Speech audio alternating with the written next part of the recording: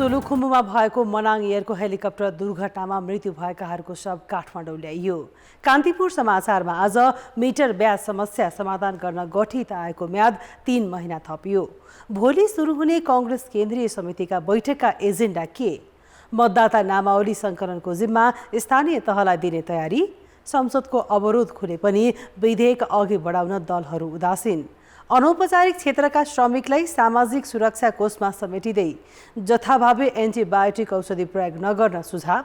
अन्तर्राष्ट्रियमा भारतमा बाढी र पहिरोको विपद र खेलकुदमा प्रधानमन्त्री कप एनबिए राष्ट्रिय भलिबलको अपडेट। नमस्कार, अब मुख्य समाचार। सोलुखम्बुमा मनाङ एयरको हेलिकप्टर दुर्घटना हुँदा चालकसहित 6 जनाको मृत्यु। छानबिनका लागि समिति गठन। बारम्बारको क्षतिले हवाई सुरक्षामाथि नै प्रश्न। ललिता निवास जग्गा प्रकरणमा थप 4 जना पक्राउ। तल्ला तहका कर्मचारी धमाधम पक्राउ परिरहँदा नीतिगत निर्णय गर्नेलाई भने उन्मुक्ति। जेठ 15 मै बजेट ल्याए पनि हटेन असारे विकासको बानी। 3 सातामै सिद्ध्याइयो 2 खर्ब। हतारमा गरिएको खर्चले आयोजनाको गुणस्तर पनि कमजोर। उत्तरी भारतमा बाढी पहिरोमा परि कम्तीमा 30 जनाको मृत्यु। हजारौंलाई सुरक्षित स्थानमा सारियो। पश्चिम बंगाल, सिक्किम लगायत 23 राज्यमा भारी वर्षाको प्रक्षेपण। र क्रिकेटको भौतिक पूर्वाधार विस्तारमा सरकार उदासीन। निर्माण सुरु भएको 1 दशक बित्न लाग्दा समेत मुलपानी स्थित तल्लो क्रिकेट मैदान अझै अपूर्ण। सोलुखुम्बुमा मनाङ एयरको हेलिकप्टर दुर्घटना हुँदा 6 जनाको मृत्यु भएको छ। मृत्यु हुनेमा चालक श्वेत गुरुङ र 5 जना मेक्सिकन नागरिक छन्।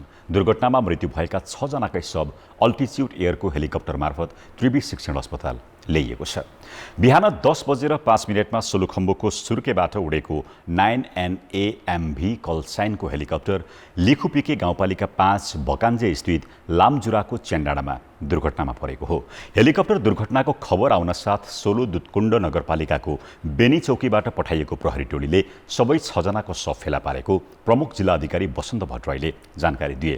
हेलिकप्टरमा 5 जना मेक्सिको नागरिक सिफुन्तेस जी फर्नान्डो, रिनकोट इन्जमाइल, सिफुन्तेस जी मारिया होजे, गोन्जालेज ओलाचेओ लुज र गोन्जालेज एब्रिज थिए। गाउँपालिका अध्यक्ष मीना कार्की बस्नेतका अनुसार च्यान्डाडामा चौरी गोठालाहरूले हेलिकप्टर दुर्घटनाग्रस्त अवस्थामा फेला पारेका थिए। दुर्घटनाको कारण भने खुल्न सकेको छैन। यसैबीच प्रधानमन्त्री पुष्पकमल दाहालले हेलिकप्टर दुर्घटनाप्रति दुःख व्यक्त गर्दै मृतकप्रति श्रद्धाञ्जली अर्पण गरेका छन्। दुर्घटनाग्रस्त मनाङ एयरका चालक चेत गुरुङ सन् 1998 देखि उडानमा थिए। 10 वर्षदेखि मनाङ एयरको हेलिकप्टर उडाइरहेका उनी हाल उक्त एयरको उड्डयन सुरक्षा विभागको प्रमुखको जिम्मेवारीमा थिए। यो दुर्घटनासँगै देशले एक अनुभवी पाइलट गुमाएको छ। 2076 वैशाख 1 गते नयाँ वर्षकै दिन सोलुखम्बुको तेन्जिङ हिलारी विमानस्थलमा ठूलो हवाई दुर्घटना भयो। लुक्लाबाट रामेछापका लागि उड्न लागेको समिट एयरको विमान धावन मार्गबाट चिप्लिएर 40 मिटर दायाँ हेलिप्याडमा रहेको मनाङ एयरको हेलिकप्टरसँग ठोकियो। नजिकै रहेको श्री एयरलाइन्सको हेलिकप्टरमा पनि क्षति पुग्यो। यो दुर्घटनामा समिट एयरका सहचालक सुजित ढुङ्गाना र नेपाल प्रहरीका सहायक निरीक्षकहरू रामबहादुर ढुङ्गाना र रुद्रबहादुर श्रेष्ठको निधन भयो। तर उक्त दुर्घटनामा मनाङ एयरका सहचालक चेत बहादुर गुरुङ घाइते भएर बाँचे। 3 महिना अस्पतालमा उपचारपछि निको भएर उनी पुनः काममै फर्किए। तर 4 वर्षपछि उनी त्यही लुक्लाबाट फर्कन पाएनन्। पर्यटकलाई माउन्टेन फ्लाइट गराउन उनी हिजो लुक्ला गएका थिए। तर मौसम नखुलेपछि उतै बास बसे। बिहानै माउन्टेन फ्लाइट पनि गरे। त्यसपछि 10:05 जाँदा 5 मेक्सिकन पर्यटकलाई लिएर सुर्के हेलिप्याडबाट काठमाडौँका लागि उडे। कुहिरो लागिरहेको थियो। सोलु दुधकुण्ड नगरपालिका 2 र लिखुपिके गाउँपालिका 5 को सीमा क्षेत्रमा पर्ने लामजुरा क्षेत्रमा पुग्दासम्म हेलिकप्टर सम्पर्कमै थियो र काठमाडौँ टावरलाई ह्यान्डओभर भइसकेको थियो। तर 10:12 पछि सम्पर्कविहीन भयो। हेलिकप्टर लिखुपिके गाउँपालिका 5 बकान्जे स्थित लामजुराको च्यान्डाडामा दुर्घटना अवस्थामा फेला पर्यो। मनाङ एयरको हेलिकप्टर दुर्घटनासँगै नेपालमा 42 वर्षको अवधिमा 38 वटा हेलिकप्टर दुर्घटना भएका छन्। नेपाल नागरिक उड्डयन प्राधिकरणका अनुसार यी दुर्घटनामा 92 जनाले ज्यान गुमाइसकेका छन्। नेपालमा पहिलो हेलिकप्टर दुर्घटना सन् 1979 डिसेम्बर 27 मा भएको थियो। लाङटाङमा भएको नेपाली सेनाको VVIP हेलिकप्टर दुर्घटनामा 6 जनाको निधन भएको थियो।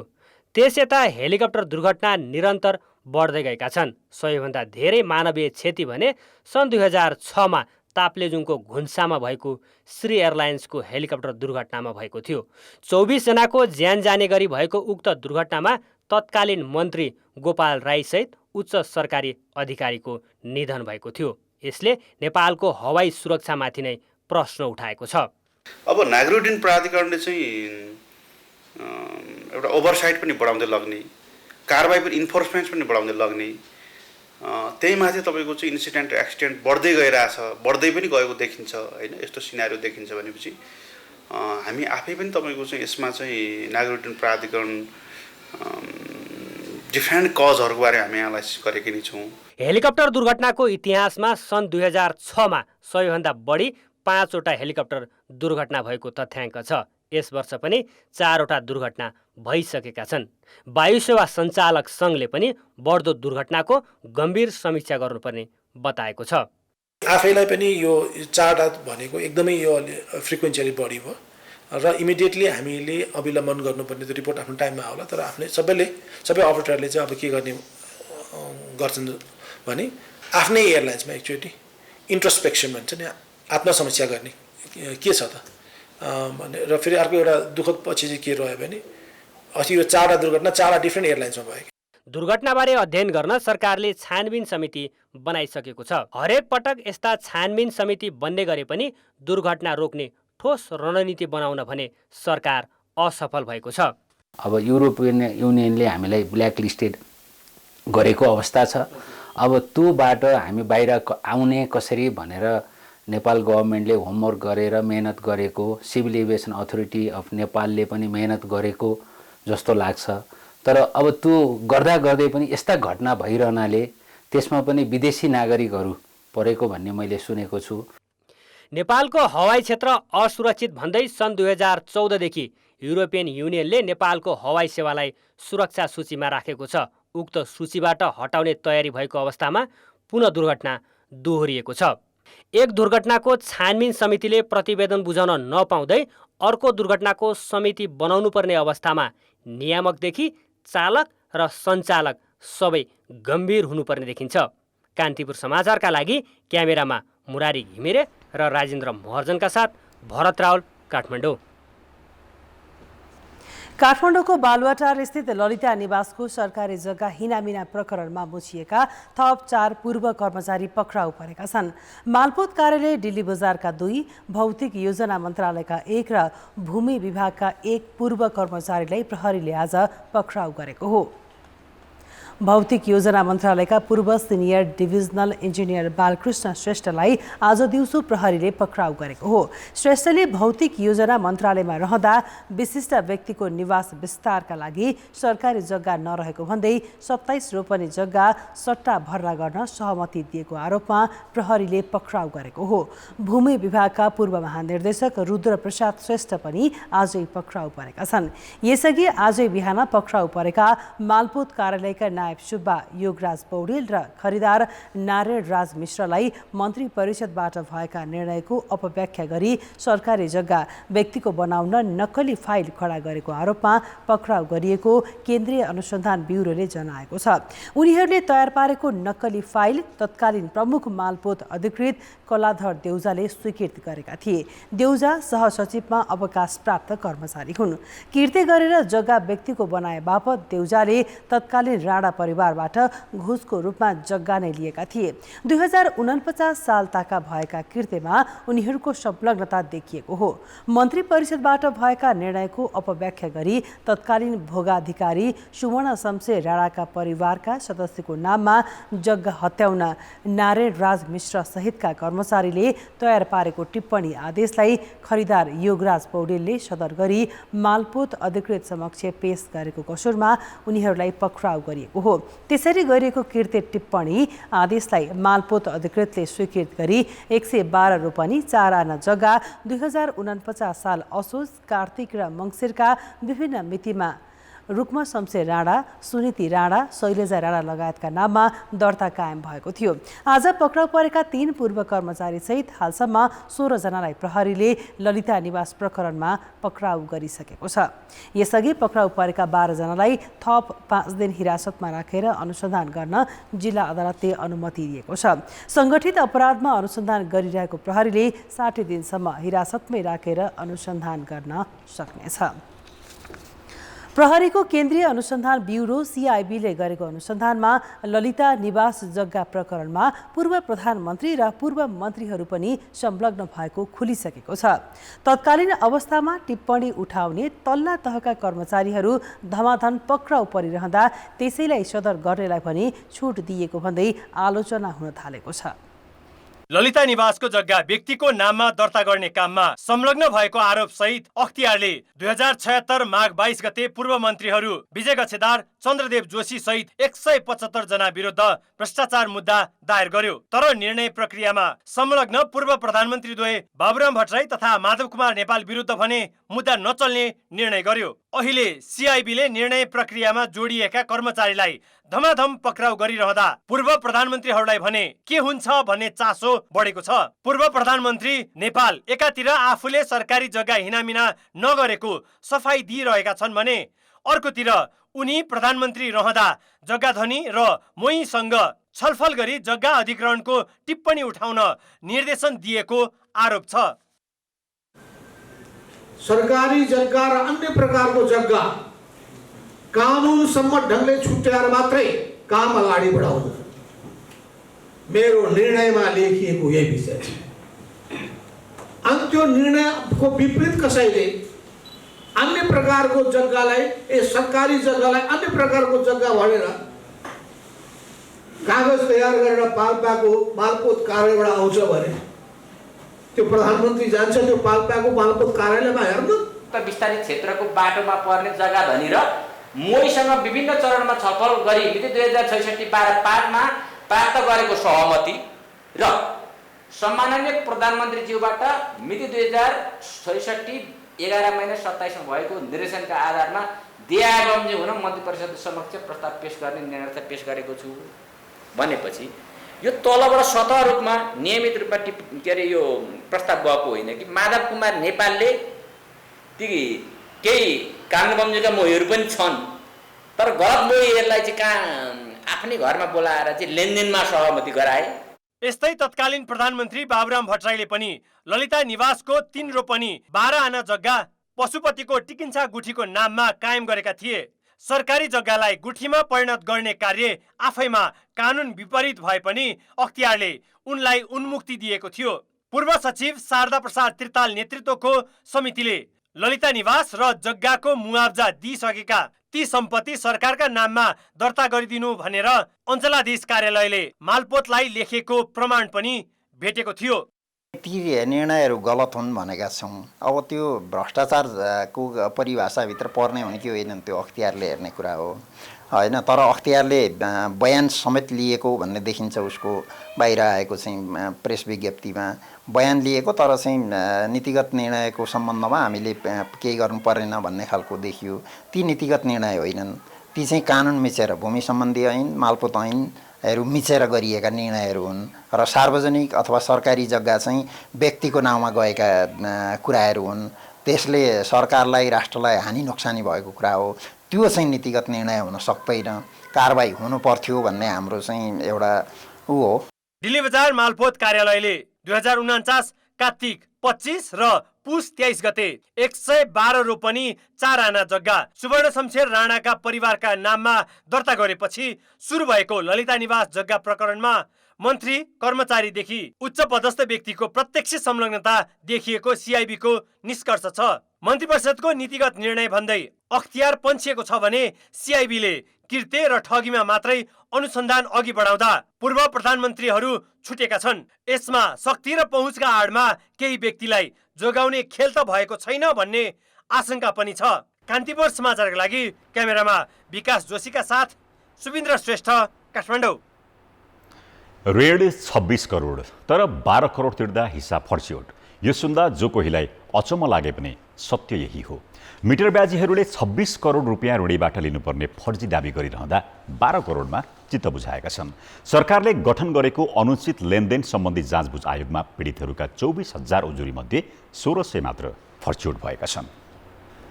ऋणीले कर्जा लिएको झण्डै 10 करोड रुपैयाँमा मिटर ब्याजीहरूले ब्याजसहित 26 करोड 48 लाख माग गरेका थिए।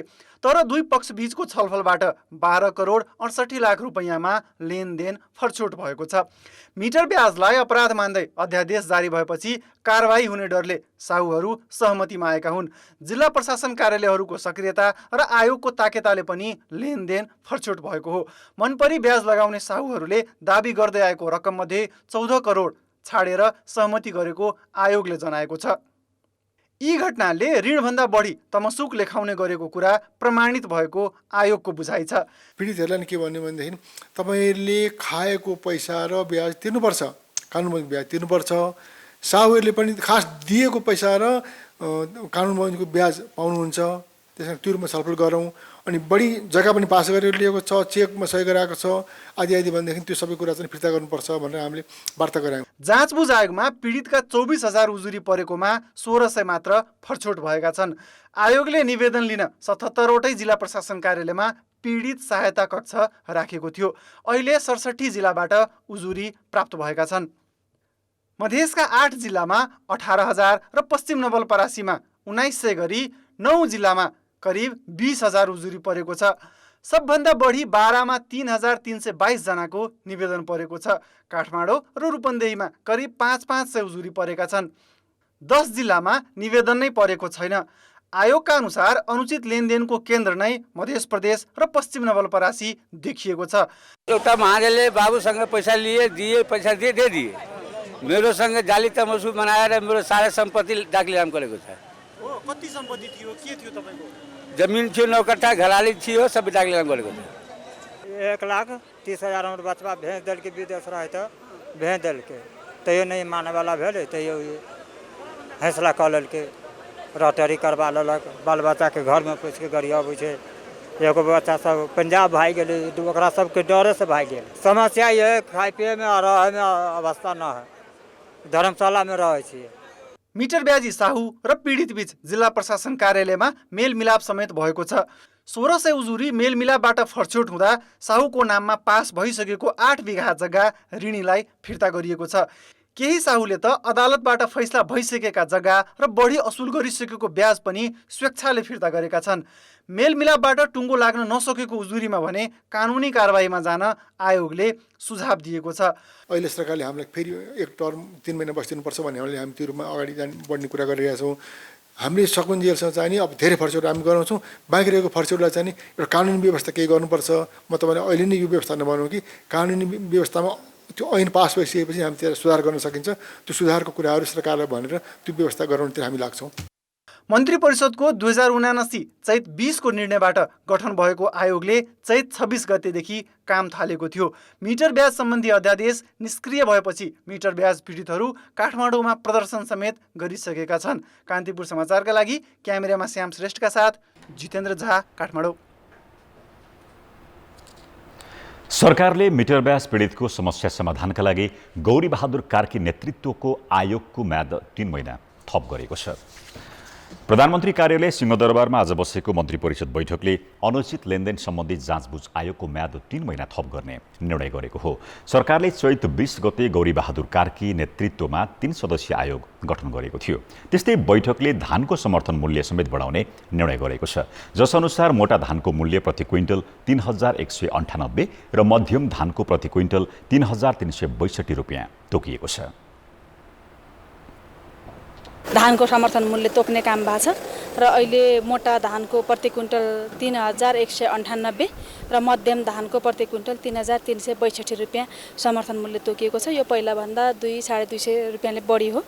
त्यसै गरेर यो हाम्रो गृह मन्त्रालयको प्रस्तावमा यो अनुचित लेनदेन जुन मिटर ब्याज सम्बन्धी जाँचबुझ आयोग बनाएको थियो हाम्रो, त्यो आयोगको म्याद थप्ने भन्ने एउटा निर्णय गरिएको छ। बैठकले सोलुखम्बुमा आज भएको मनाङ एयरको हेलिकप्टर दुर्घटनाको छानबिन गर्न पर्यटन मन्त्रालयका सहसचिव बुद्धिसागर लामिछानेको नेतृत्वमा समिति गठन गर्ने निर्णय गरेको छ। त्यस्तै वरियताका आधारमा लक्ष्मी कुमारी बस्नेतलाई नेपाल सरकारको सचिवमा बढुवा गर्ने निर्णय समेत मन्त्री परिषद बैठकले गरेको छ। प्रतिनिधि सभा गठन भएको 7 महिना बितिसकेको छ। पहिलो बैठक बसेको पनि 6 महिना भयो, तर दलहरू बीचमा राजनीतिक लेनदेन नमिलेकै कारण न संसदीय समितिले नेतृत्व पाएका छन् न त महत्त्वपूर्ण कानुन नै बनेका छन्। संसदमा प्रवेश गरेका कानुन समेत अलपत्र अवस्थामा छन्। संघीय संसदबाट तत्काल पारित गर्नुपर्ने भनिएको संक्रमणकालीन न्याय सम्बन्धी कानुन संशोधन विधेयक र संवैधानिक परिषद सम्बन्धी विधेयकलाई संसदीय समितिमा पुर्याएर अलपत्र पारिएको छ। संसदीय समितिको नेतृत्वमा लेनदेन नमिल्दा यी विधेयकमाथि छलफलसम्म अघि बढेको छैन। राजनीतिक दलहरू समितिको नेतृत्वसँग विधेयकको विषयलाई जोडेर बार्गेनिङ गरिरहेका छन्। त्यसैगरी सम्पत्ति शुद्धिकरण सम्बन्धी विधेयक समेत समितिमै पुगेर अड्किएको छ। अर्कोतर्फ राष्ट्रिय सभाबाट अघि बढेको अख्तियार दुरुपयोग अनुसन्धान आयोग संशोधन विधेयक समितिमै छ। समितिको नेतृत्व चयन नहुँदा कानुन निर्माणमा प्रत्यक्ष असर परेको छ। अब समितिले गतिशील बनाउनका लागि चाहिँ अब समितिको बैठकहरू बस्नु पर्यो। अनि अब समितिले त्यो आफूसँग प्राप्त भएका बिलहरूलाई प्राथमिकताका साथ कार्यसूचीमा राखेर अगाडि बढ्नु पर्यो। यसको लागि चाहिँ नेतृत्व पनि केही कुरा हुन आउँछ। समितिको सभापतिको निर्वाचन भइदिएको खण्डमा अझ यसले गति लिन सक्छ कि भन्ने लाग्छ। सदनमै प्रवेश गर्न बाँकी रहेका संघीय निजामती, संघीय शिक्षा लगायतका कानुन बनाउन ढिला भइसकेको छ। यी विधेयक अघि बढाउनुको सट्टा राजनीतिक दलहरू संसद बाहिरै बसेर छलफलमा केन्द्रित छन्। आफ्ना कमजोरी स्वीकार गर्न तयार उनीहरूले विधेयक अघि बढाउन भने चासो दिएका छैनन्। अब एकातिर यो मिनी संसद समिति र अर्कोतिर सिङ्गो पार्लियामेन्ट र सरकार, होइन, यो त्रिकोणात्मक, होइन, त्रिकोणात्मक समन्वय र त्रिकोणात्मक एउटा जिम्मेवारीपूर्ण तरिकाले गऱ्यौँ भन्ने सोचेकै जस्तो नभए पनि केही त अहिलेको यो गतिमन्द जुन छ नि, गतिमन्दतालाई एउटा स्टेप चाहिँ दिन सकिन्छ र त्यो दिनुपर्छ भन्नेमा हामी लागिरहेछौँ। त्यसो त संसदमा प्रमुख प्रतिपक्षको भूमिका पनि कमजोर देखिएको छ। सरकारलाई खबरदारी गरेर महत्त्वपूर्ण विधेयक अघि बढाउन दबाब दिनुपर्ने प्रतिपक्षी दल सदनलाई नै पटक पटक अवरुद्ध पार्ने भूमिका निर्वाह गरिरहेको छ। तर उसले विधेयक अघि बढ्न नसक्नुको दोष भने सरकारलाई नै दिन्छ। संसदलाई बिजनेस दिने कुरामै सरकारले चाहिँ शक्ति देखाएन। यसले गर्दाखेरि संसद एक प्रकारले निकम्मा जस्तो बन्न गएको छ। जुन प्रकारले बैठकहरू बस्नु पर्थ्यो, छलफलहरू हुनु पर्थ्यो, जसरी निर्णयहरू हुँदै अगाडि बढ्नु पर्थ्यो, एउटा यसको पनि के हुनुपर्छ भने यति समय अवधिभित्र यति ऐनहरू हामी पास गरिसक्ने भन्ने एउटा टार्गेटमा हामी काम गर्नुपर्ने हो कि त्यो काम हुन सकेका छैन। प्रमुख प्रतिपक्षी मात्र होइन, संसदमा रहेका अन्य प्रतिपक्षी दलहरूले पनि सरकारलाई जवाफदेही बनाउन सकेका छैनन्। कुनै पनि दलले अहिलेसम्म विधेयक अघि बढाउन सरकारलाई दबाब दिएको देखिँदैन। संसदले दिने व्यवसायका विषयमा सरकार प्रष्ट छैन। सरकार केमा अल्मलेको छ त्यो हामीले बुझ्न सकेका छैनौँ। अर्को कुरो, समिति बनेको छ, समितिमा सभापति चयन भएको छैन। त्यो पनि मूलभूत रूपमा सत्तापक्षले गर्ने कुरा भयो। राजनीतिक दलहरूको ध्यान सदनलाई प्रभावकारी बनाउने भन्दा पनि आफ्नै दुनो सोझाउनेतर्फ केन्द्रित देखिन्छ। प्रतिनिधि सभाको यो कार्यकालमा एउटा पनि विधेयकले कानुनी रूप धारण गरेको छैन। अति आवश्यक मानिएका विधेयकहरूलाई समेत अगाडि नबढाइँदा प्रतिनिधि सभाको यो कार्यकाल समेत विधायकी काममा चुक्दै जाने त होइन भन्ने आशंका बढ्दो छ। कान्तिपुर समाचारका लागि क्यामेरामा मुरारी घिमिरेका साथ दीपक आचार्य, काठमाडौँ। नेपाली कांग्रेसको केन्द्रीय समितिको बैठक भोलि बस्दैछ। महामन्त्री गगन थापाले बैठकमा पार्टी केन्द्रीय समितिदेखि प्रतिनिधि सभा सदस्य संख्या कटौतीसम्मका विषयमा छलफल हुने बताएका छन्। कांग्रेसमा केन्द्रीय समिति र प्रतिनिधि सभा सदस्य संख्या बढी भएको भन्दै अनौपचारिक छलफल हुँदै आएको छ। यसलाई पार्टीको औपचारिक निकायमै छलफलमा ल्याउने तयारी महामन्त्रीले गरेका छन्। सदस्य संख्या कटौतीबारे बैठकको एजेन्डामा नहुने तर विषय उठाइने थापाले बताए। यसैगरी बैठकले सभापति शेरबहादुर देउवाको कार्यशैली, सरकारले गरेका कामको समीक्षा गर्दै नीति महाधिवेशनको मिति तय गर्ने कार्यसूची छ। सरकार सञ्चालनका विषयहरू छन् हैन। पछिल्लो समयमा खास गरिकन नेपाली कांग्रेसलाई सार्वजनिक ठाउँबाट उठेका प्रश्नहरू कि भ्रष्टाचार लगायतको अभियोगमा पार्टीको सदस्यहरू त्यो केन्द्र सदस्यसँग मात्र जोडिएको छैन। यो विभिन्न तहगत अरू पनि जिम्मेवारीहरू काङ्ग्रेसको कुनै पनि सदस्यलाई यदि भ्रष्टाचार लगायतका अभियोगहरू लाग्दछ भने त्यो बेलामा पार्टीले त्यो बेला त्यो चरणसम्म आफूलाई अलग राख्नुपर्ने कि नराख्नुपर्ने भन्ने विषयहरू छन्। यी लगायतको थुप्रै विषयहरू त स्वाभाविक रूपमा पार्टीको छलफलको विषय बन्छ नै। केन्द्रीय समिति बैठकमा भातृ संगठनका साथै गत वर्ष सम्पन्न निर्वाचनको समीक्षासम्मका एजेन्डा छन्। नक्कली फुटानी शरणार्थी प्रकरणमा पूर्वपक्षका लागि कारागार चलान भएका नेता बालकृष्ण खाँडबारे पनि छलफल हुने नेताहरूको भनाइ छ। चिकित्सकको सिफारिसमा मात्रै एन्टिबायोटिक औषधि बिक्री गर्न पाउने व्यवस्था छ, तर नेपालमा डाक्टरको सिफारिस बिनै यस्ता औषधि निर्बाध रूपमा बिक्री भइरहेको छ, जसले गम्भीर स्वास्थ्य समस्या निम्ति नै जोखिम बढाएको छ। नेपाल स्वास्थ्य अनुसन्धान परिषदले एन्टिबायोटिक सम्बन्धी हालै गरेको एक अध्ययनमा नेपालमा 28%ले स्वास्थ्यकर्मीको सिफारिस बिनै एन्टिबायोटिक प्रयोग गर्ने गरेको पाइएको हो। यसैगरी 22%ले पूर्ण मात्रा एन्टिबायोटिक प्रयोग नगर्ने गरेको पाइएको छ भने 10% बिरामीले रोग छिटो निको हुने भन्दै एकै पटक डबल डोज खाने गरेको अनुसन्धानले देखाएको छ। हामीले डाक्टर हेल्थ वर्करमा पनि जस्तै 1079 जनालाई हामी सोध्यौँ। फार्मेसीहरू पनि हामी गयौँ, त्यसमा चाहिँ 521वटा 7 प्रदेशमा त्यो अनुसार मेथोलोजी थियो हाम्रो। औषधि व्यवस्था विभागको नीति अनुसार हरेक सिफ्टमा जति सिफ्ट हुन्छ अस्पतालमा क्लिनिकमा त्यो सिफ्टै पछि चाहिँ औषधिका फार्मासिस्टहरू अथवा ओरिएन्टेसन लिएका मान्छे बस्नुपर्छ भन्ने छ कि औषधि बेच्ने मान्छे नै बस्नुपर्छ। तर हाम्रो स्टोरले के देखायो भने 40%मा मात्रै तपाईँको चाहिँ डिस्पेन्सरीमा बसेर फार्मासिस्टहरूले औषधि दिएको भेटियो। चिकित्सकको सिफारिस बिना कुनै पनि औषधि बिक्री वितरण गर्न नपाउने कानुनी व्यवस्था छ। स्वास्थ्यकर्मीको सिफारिस बिना एन्टिबायोटिक जथाभावी रूपमा सही मात्रामा प्रयोग नगर्दा यसले साइड इफेक्ट गर्ने मात्रै नभई भविष्यमा एन्टिबायोटिकले शरीरमा कामै नगर्ने अवस्था आउन सक्ने चिकित्सक बताउँछन्। यता औषधि व्यवसाय भने बिरामीहरू पहिले प्रयोग गरिरहेको औषधिको खोल बोकेर आउने गरेको बताउँछन्। बिरामीहरूले चाहिँ मान्नु फर्स्ट टाइम चाहिँ होइन डक्टरलाई चेकअप गराउँदाखेरि चाहिँ उनीहरूले चाहिँ एन्टिबायोटिक खाएको हुन्छ। फेरि तिनीहरूलाई समस्या मान्नु 6 महिना 7 महिनापछि त्यही समस्या बल्झिएपछि उनीहरूले त्यही खोल लिएर खोजिरहेको हुन्छ कि एउटा त अब प्रिस्क्रिप्सन लिएरै आउँछ, लिएर आयो त हामीले दिनै पर्यो पैसाले होइन। दोस्रो कुरा अब यत्तिकै नर्मली घाँटी दुखेर आउँछ, केही भएर अब ज्वरो आएर रुगा लगाएर भनौँ न त्यो पनि एन्टिबायोटिक दिनु भन्दै आउनुहुन्छ कि बिरामी। त्यसो गर्दा हामीले दिनुपर्ने नै हुन्छ। औषधिको नियामक निकाय औषधि व्यवस्था विभागले भने एन्टिबायोटिकको प्रयोगकै कारण कसैलाई कारबाही गरेको छैन। अहिलेको भयावहको स्थिति हेर्दाखेरि यसलाई चाहिँ हामी कारबाहीकै लेभलमा जानुपर्छ भन्ने जस्तो चाहिँ हामीलाई लागेको छ अहिले चाहिँ। किन भयो भने अब सधैँभरि छोडेर त भएन र चाहिँ बिक्री वितरण गर्नेले पनि आफू खुसी गरिरहने हो भने त अवेरनेस नभएर व्यक्तिले लिन जाने त्यहाँबाट फार्मेसीबाट लिने हो भने त यसले त समुचित प्रयोग त हुँदैन। 85% स्वास्थ्यकर्मीले बिरामीलाई एन्टिबायोटिक सिफारिस गर्दा कम्पनीको नाम लेख्ने गरेका छन् भने 15%ले मात्र औषधिको जेनेरिक अर्थात् वैज्ञानिक नाम लेख्ने गरेको पाइएको छ।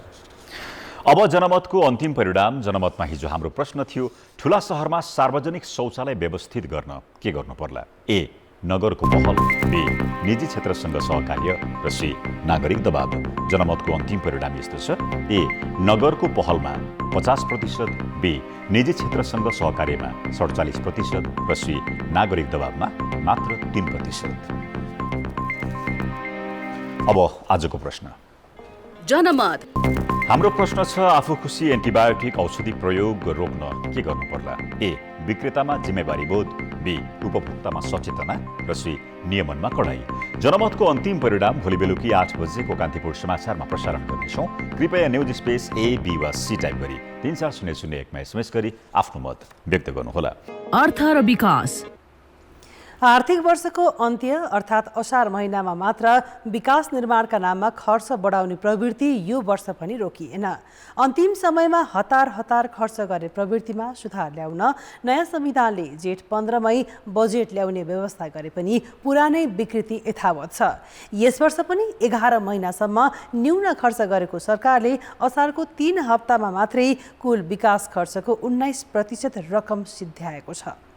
सरकारले असार महिनामा 2 खर्ब बराबरको कुल खर्च गरेको छ। त्यसमध्ये 57 अर्ब विकास खर्च हो। असारको सुरुवातमा 1 खर्ब 53 अर्ब रहेको विकास खर्च अहिले 2 खर्ब 10 अर्ब पुगेको छ। सरकारको खर्च प्रणालीमा सुधारकै लागि संविधानमा प्रत्येक वर्ष जेठ महिनाको 15 गते बजेट पेश गर्ने व्यवस्था गरिएको हो। जेठ 15 मा बजेट ल्याउँदा 45 दिन कुनै पनि निकायले आफू अन्तर्गतका विकास आयोजना निर्माणका लागि कार्यतालिका बनाउन भ्याउँछन् र साउन लाग्नासाथ आवश्यक प्रक्रिया सुरु गर्न सक्छन्। तर अहिले पनि सरकारी निकायले निर्माण व्यवसाय छनौटका लागि भदौमा प्रक्रिया सुरु गर्ने, माघमा ठेक्का टुङ्गो लगाउने र चैतमा काम थाल्ने प्रवृत्ति छ। जेठ चाहिँ 15 देखि हैन असार चाहिँको अन्तिमसम्म जुन 45 दिन छ, त्यो 45 दिन हामीले खासै काम गरेनौँ। त्यो 45 दिन काम नगरेपछि यसको हैन गाह्रो भएको। अनि दोस्रो चाहिँ के रहेछ भन्दा हाम्रो एक खरिदको चाहिँ प्रक्रिया छ, त्यो पुरा गर्नलाई 120 दिन लाग्ने रहेछ। 120 दिन भनेको चाहिँ साउनबाट सुरु गर्यो भने के हुने रहेछ भन्दा बिदा सिधा कटाउँदै जाँदाखेरिमा हाम्रो दसैँ तिहार पछि हुन्छ। दसैँ तिहार पछि काम सुरु भएर अनि खास काम सुरु हुने कहिले त भन्दाखेरिमा हाम्रो माघदेखि सुरु हुने रहेछ। निर्माण व्यवसायले काम सकेर बिल पेश गर्दा पनि सरकारले समयमा भुक्तान गर्दैन। निर्माण व्यवसायी महासङ्घका अनुसार अहिले पनि 50 अर्ब हाराहारीमा निर्माण व्यवसायले काम सकेर माग गरेको रकम भुक्तान गर्न बाँकी छ। खर्च समयमा हुन नसक्नुमा सरकार मात्र होइन, निर्माण व्यवसाय पनि उत्तिकै दोषी छन्। क्षमताभन्दा बढीका आयोजना ओगटेर अन्य साना ठेकेदारलाई कामको जिम्मा लगाउने प्रवृत्तिले समयमै खर्च हुन नसकेको देखिन्छ। सरकारले चाहिँ मोनिटरिङ गर्ने भनेर चाहिँ एकदम वार रुमको चाहिँ जस्तो व्यवस्था प्रधानमन्त्री कार्यालयमा पनि गरेको छ। सोझै चाहिँ परियोजना देख्न सकिन्छ, कुरा गर्न सकिन्छ, तर पनि त्यो अनुगमन चाहिँ प्रभावकारी बन्न सकेको छैन। त्यसमा सरकारले जुन किसिमको परियोजना कार्यान्वयन गर्नको निम्ति जे जस्ता नीतिहरू कार्यविधिहरू तयार गरेको छ त्यसलाई इन्फोर्स गर्न सकिरहेका छैन। भदौमा कर्मचारी सरुवाको चटारो र असोज कार्तिकमा चाडबाडका कारण सरकारी कर्मचारीले कामै अघि बढाउँदैनन्। मङ्सिर पुसमा ठेकेदार छनौट भइहाले पनि चिसोका कारण हिमाली क्षेत्रमा काम हुँदैन। यसपालि त चुनाव र अन्तर्राष्ट्रिय स्तरमा बढेको महँगीका कारण व्यवसायले काम नै अघि बढाएनन्।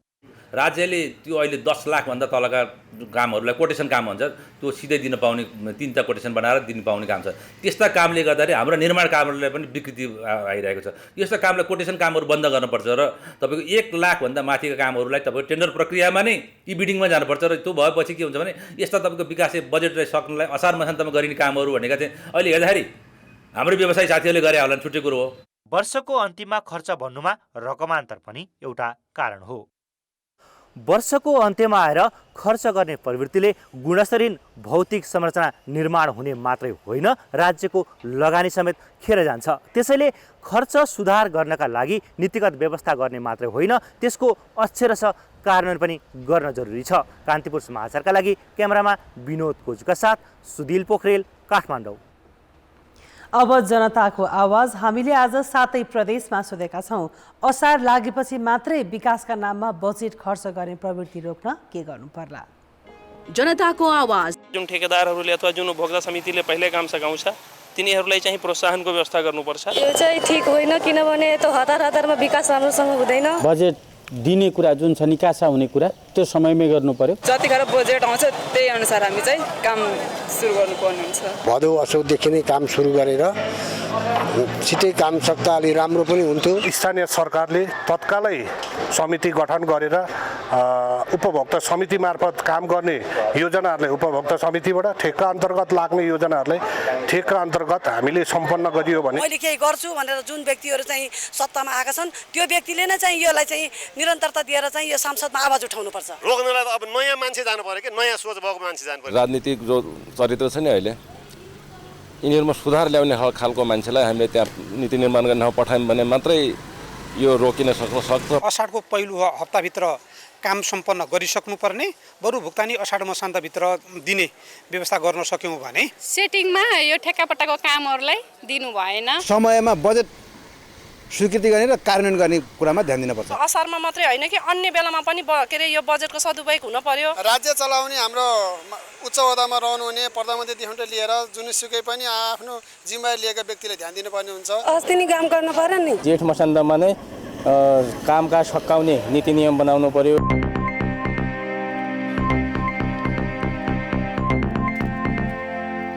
स्वरोजगार तथा अनौपचारिक क्षेत्रमा रहेका 58 लाख श्रमिकलाई पनि सरकारले सामाजिक सुरक्षा कोषमा जोड्ने भएको छ। प्रधानमन्त्री पुष्पकमल दाहालले भोलि औपचारिक कार्यक्रम गरेरै यसको सुरुवात गर्दैछन्। 2076 सालदेखि औपचारिक क्षेत्रका श्रमिकलाई सामाजिक सुरक्षा कोषमा आबद्ध गरिएको थियो। अनौपचारिक क्षेत्रका श्रमिक र स्वरोजगारलाई नयाँ कार्यविधि बनाएर कोषको दायरामा समेटिएको हो। यसमा आबद्ध हुन चाहने श्रमिकले सरकारले तोकेको न्यूनतम ज्यालाको 20.37% अर्थात् मासिक 1912 रुपियाँ योगदान गर्नुपर्नेछ। त्यस्तै स्वरोजगारले न्यूनतम 2909 रुपियाँ योगदान गर्नुपर्नेछ। त्यसमा यहाँले भनेको अनौपचारिक क्षेत्रको भन्दाखेरि चाहिँ सरकारले तोकेको जुन न्यूनतम पारिश्रमिक छ त्यसको 20.37%ले हुने रकम चाहिँ कोषमा जम्मा गर्न सक्नुहुन्छ हरेक महिना। यो अग्रिम रूपमा जम्मा गर्न सक्ने व्यवस्था पनि छ। त्यो भएको हुँदाखेरि चाहिँ यो अनौपचारिक क्षेत्रको सन्दर्भमा अहिले जम्मा गर्ने रकम चाहिँ फिक्स छ र स्वरोजगारमा रहेका व्यक्तिहरूले चाहिँ आधारभूत पारिश्रमिकको 3 गुणासम्म उहाँले चाहिँ कोषमा जम्मा गर्न सक्नुहुन्छ। अनौपचारिक तथा स्वरोजगारमा रहेका श्रमिक कोषमा आबद्ध भएपछि औषधि उपचार, स्वास्थ्य तथा मातृत्व सुरक्षा योजना, दुर्घटना तथा अशक्तता सुरक्षा योजना, आश्रित परिवार सुरक्षा योजना र पेन्सन सुविधामा सहभागी हुन सक्नेछन्। सूचीकृत हुन चाहनेले आफ्नो पालिकाको सिफारिस पनि लिनुपर्नेछ। कोषमा अहिलेसम्म 17,000 भन्दा धेरै रोजगारदाता कम्पनीका 6,37,000 श्रमिक आबद्ध बनेका छन्। अब अन्तर्राष्ट्रिय समाचार। उत्तर भारतमा 4 दिनदेखि जारी भारी वर्षाले जनजीवन अस्तव्यस्त बनेको छ भने बाढी र पहिरोका कारण कम्तीमा 30 जनाको मृत्यु भएको छ। वर्षा शुक्रबारसम्म जारी रहने अनुमान गरिएको छ। वर्षाका कारण थुप्रै राज्यका प्रमुख राजमार्ग अवरुद्ध भएका छन्। प्रमुख शहरका सडक जलमग्न भएका छन् भने घरहरू डुबानमा परेका छन्। आज राजधानी दिल्लीमा यमुना नदीको पानी खतराको चिन्हभन्दा माथि पुगेपछि बाढी आउन सक्ने भन्दै उच्च सतर्कता अपनाइएको छ। नदी तट नजिकै बस्ने हजारौं मानिसलाई सुरक्षित स्थान र अस्थायी शिविरहरूमा सारिएको छ। यमुना नदीमाथिको पुलमा सवारी साधन आवत जावतमा रोक लगाइएको छ भने आज दोस्रो दिन पनि दिल्लीका विद्यालय बन्द रहे।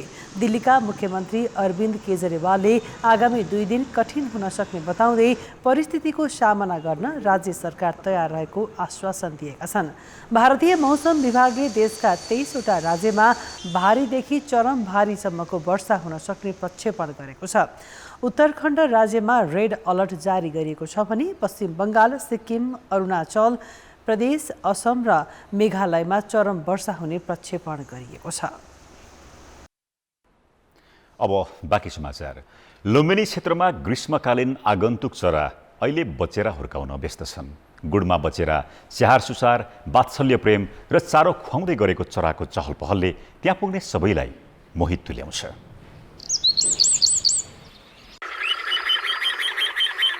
लुम्बिनी स्थित थाई मन्दिरमा रहेको रुखमा स्वर्गचरीलाई बचेरा हुर्काउन भ्याइ नभ्याइ छ। उता कपिलवस्तुको तिलौराकोट साझेदारी वनमा राजचरीको व्यस्तता पनि उस्तै छ। दुवै चराले आहारा खोज्दै ल्याउँदै बचेरालाई खुवाउँदै र खान सिकाउँदै हुर्काइरहेका छन्।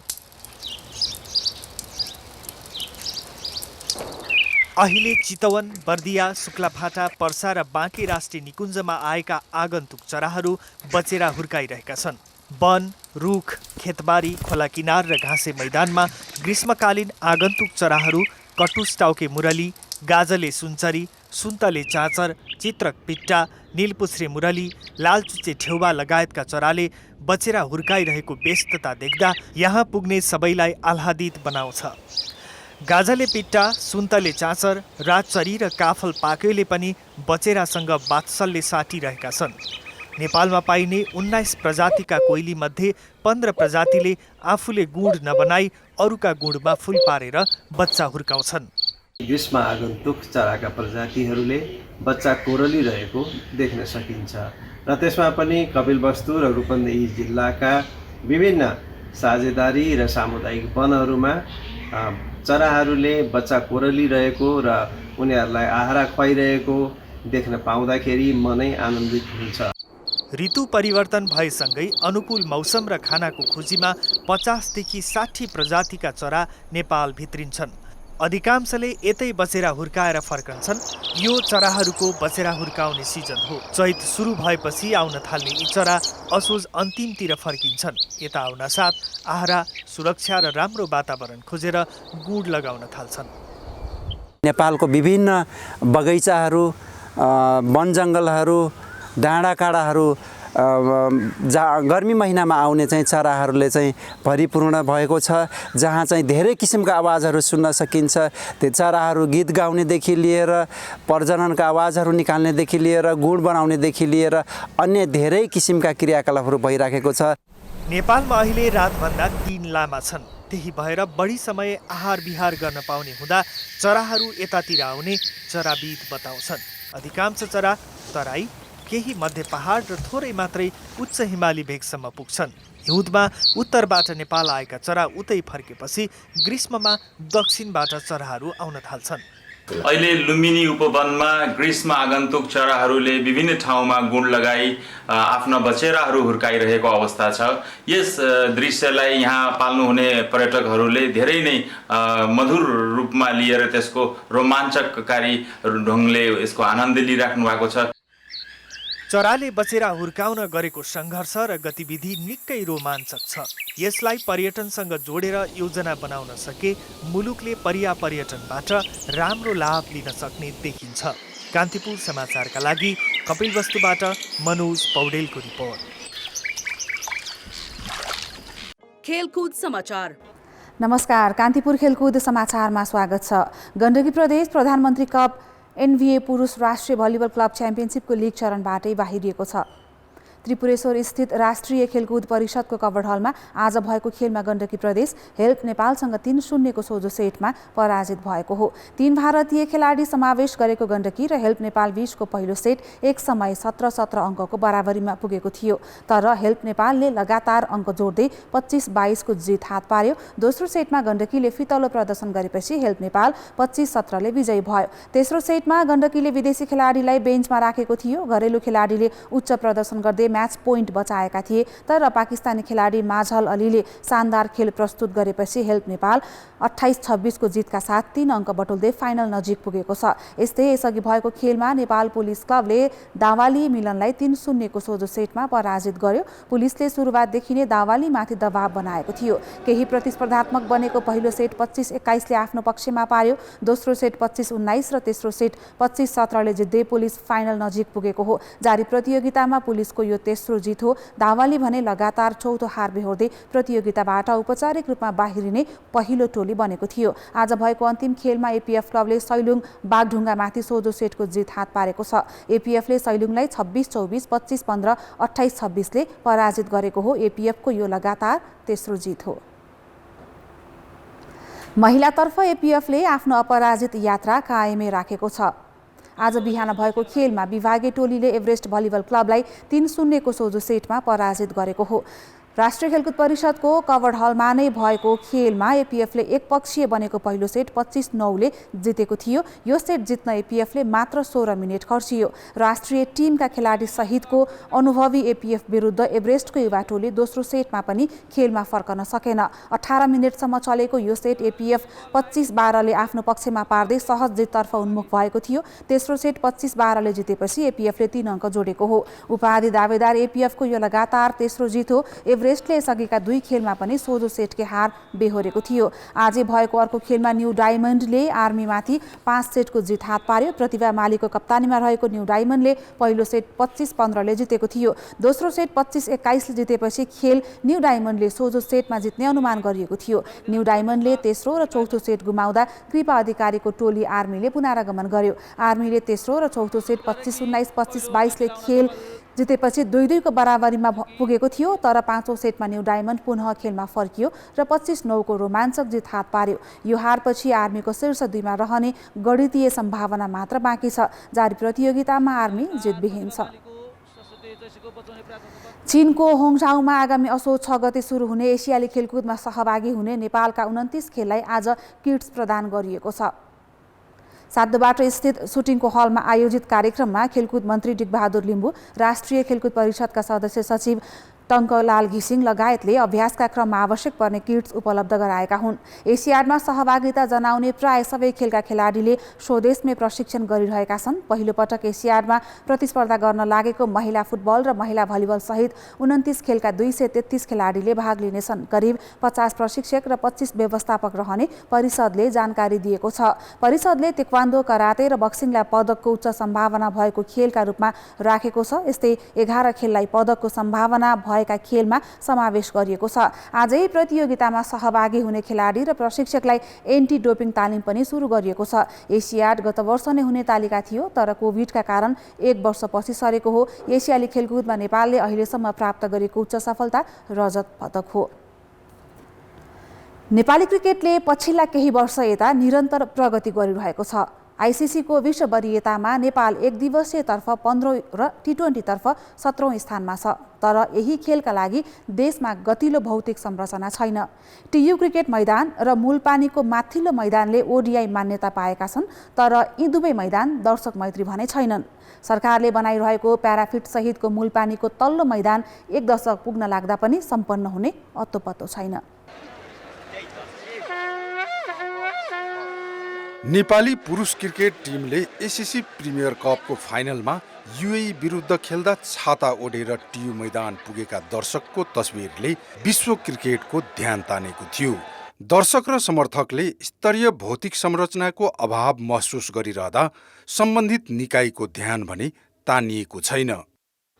मूलपानीमा प्याराफिट सहितको तल्लो क्रिकेट मैदानको निर्माण पूरा गर्ने हरेक खेलकुद मन्त्री र राखेप सदस्य सचिवको प्रतिबद्धतामा पर्छ। तर थालनी भएको दशक हुन लाग्दा पनि मैदानले पूर्णता पाएको छैन। जब हामीले खरिद प्रक्रिया नै निर्माण प्रक्रिया नै अंशगत रूपमा सुरु गर्छौँ भनेपछि यसले हामीले यसको समग्र सम्पन्नताको अपेक्षा गरेर त भएन नि। हाम्रो त्रुटि त्यहाँनिर छ। त्यसकारणले अब 1 अर्ब 90 करोडको हाराहारीको खर्च अब अर्को बाँकी खरिद निर्माण प्रक्रियालाई पनि तपाईँले फेरि त्यसै गरी स्प्लिट गरेर हैन छुट्याएर चाहिँ फेरि 25 करोड 30 करोडको टुक्रा टुक्रा बनाएर खरिद प्रक्रिया अपनाइयो भने अर्को 20-25 वर्ष लाग्नेवाला छ। त्यसैले म त्यो गराउने त्यो त्रुटि गर्ने पक्षमा छुइनँ। तत्कालीन सदस्य सचिव युवराज लामाको कार्यकालमा 2071 पुस 21मा मूलपानीमा प्याराफिट सहितको सुविधा सम्पन्न रङ्गशालाको निर्माण सुरु भएको थियो। 17 करोड 85 लाख विनियोजन गरेर 2073 असाढ 19मा सम्पन्न गर्ने लक्ष्य थियो। तर मुआब्जा विवाद लगायतका कारणले पटक पटक अवरोध भइरह्यो। केशव विष्ट सदस्य सचिव हुँदा मुआब्जा विवाद सल्टिए पनि अन्य काम अघि बढेन। यो मैदानका लागि अहिलेसम्म 7 पटकमा 3 अर्ब 27 करोड 3 लाख विनियोजन भएकोमा 2077-78मा 10 करोड खर्च नभई फ्रिज भयो। आगामी आर्थिक वर्षका लागि 15 करोड बजेट विनियोजन भएको छ। हामी पुनः स्रोत सुनिश्चितता पठाउने गरी तयारीमा जुटिराखेको छु। श्रावणको दोस्रो हप्ताभित्रमा यो कार्य सम्पन्न गरी मन्त्रालयमा पठाउने छु र यससँगै अब एकमुष्ट रूपले बढीमा 24 देखि 30 महिनाभित्रमा बाँकी कार्य सम्पन्न गर्ने गरी स्रोत सुनिश्चितता प्राप्त हुनसाथ खरिद प्रक्रियालाई अगाडि बढाइनेछ र सम्पन्नता पनि त्यही अवधिभित्र गराउने गरी काममा प्राथमिकताका साथ अगाडि लगिनेछ। 15,000 दर्शक क्षमता रहेको मूलपानी मैदानको ग्राउन्ड र पिच पहिले नै निर्माण भइसकेको छ। अब त्यसलाई स्तरोन्नति उन्नति गर्न मात्र बाँकी छ। पश्चिम भागमा केही वर्ष अघि नै प्याराफिट निर्माण भइसकेको छ। अहिले दक्षिण भागमा पेभिलियन निर्माण अन्तिम चरणमा पुगेको छ भने उत्तर र दक्षिण भागको थप प्याराफिट निर्माण कार्य अघि बढेको छ।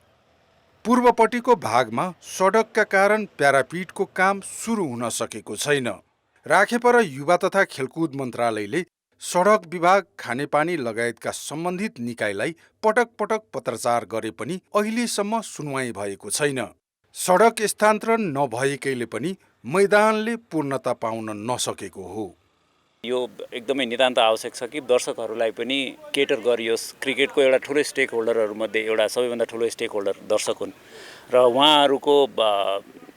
उहाँहरूको वेलबिङलाई, उहाँहरूको सेवा सुविधालाई पनि हामीले ध्यान दिनुपर्छ र प्रोबब्ली यो पहिलो स्टेडियम हुन्छ जो कि सिटिङ अरेन्जमेन्ट्सको साथमा सुचारू हुन्छ। एउटा ठेकदार आउँछ, काम गर्छ, आधी काम गर्छ, पैसा लान्छ, फेरि अर्को ठेकदार आउँछ, त्यस्तो भइरहेछ। काम फटाफट भएको छैन। काम भयो भने हाम्रो बिजनेस व्यापार, गाउँ क्रिकेट ग्राउन्डले गर्दाखेरि हाम्रो व्यवसाय पनि सबै कुरा राम्रो हुन्थ्यो। सबै हाम्रो गाउँ वन्न व्यापार पनि राम्रो चल्थ्यो। मूल पानीमा राखेपको स्वामित्वमा रहेको यो क्रिकेट पूर्वाधार निर्माण भए यहाँका सर्वसाधारणको मात्र बिजनेस व्यापार फस्टाउने थिएन। आम दर्शक दीर्घाले पनि प्याराफिटमै बसेर क्रिकेटको मज्जा लिन पाउने थियो। कान्तिपुर समाचारका लागि क्यामेरामा मुरारी घिमिरेका साथ प्रदीप लेखी, मूलपानी, काठमाडौँ। खेलकुद समाचार अहिलेलाई यति नै। कान्तिपुर समाचार अहिलेलाई सकियो। कान्तिपुर टेलिभिजन हेर्दै गर्नुहोला। नमस्ते।